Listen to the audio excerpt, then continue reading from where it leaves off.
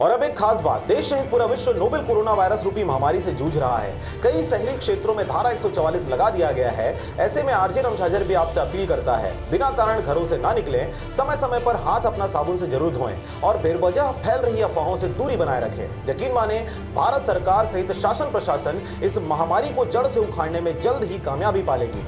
धन्यवाद। नमस्कार, आप देख रहे हैं आरजे रमझाझर और मैं हूं पुखराज सिंह। नोवेल कोरोना वायरस के संक्रमण की रोकथाम एवं नियंत्रण के मद्देनजर राज्य सरकार द्वारा एक ओर नगरीय निकायों में घोषित किए गए लॉकडाउन का आदेश और वहीं दूसरी ओर सरगांव सामुदायिक स्वास्थ्य केंद्र में मरीजों की लगी रही भीड़।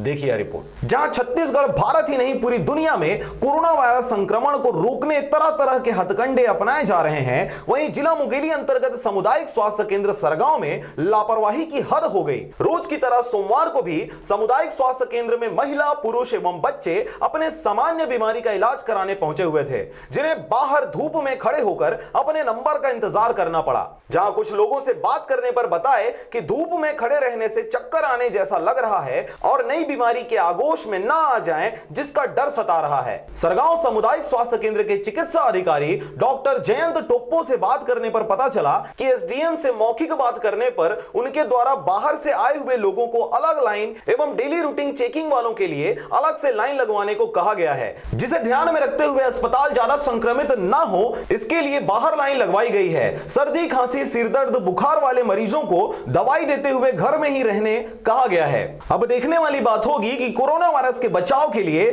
और किस किस प्रकार के हथकंडे अपनाए जाते हैं। सरगांव से राजकुमार यादव व नारायण प्रसाद बंजारे की रिपोर्ट, आरजे रमझाझर।